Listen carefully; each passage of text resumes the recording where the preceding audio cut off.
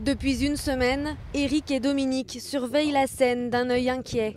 Et là, on voit que ça avance, ça monte. Hier soir, vers 18 h, elle était à 59,10. Là, elle est à 30. Ça veut dire qu'on a pris 20 cm depuis hier soir. C'est inquiétant ça? Ben là, c'est des niveaux qui sont rarement atteints à cette époque-ci. Résultat, depuis la nuit dernière, une partie des champs que cultive Dominique est sous les eaux. Donc là, on est dans un champ d'oignons. On voit qu'ils sont au stade d'une feuille.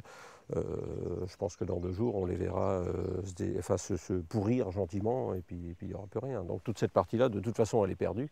Dans le département de l'Aube, près de 5000 hectares de champs sont aujourd'hui submergés.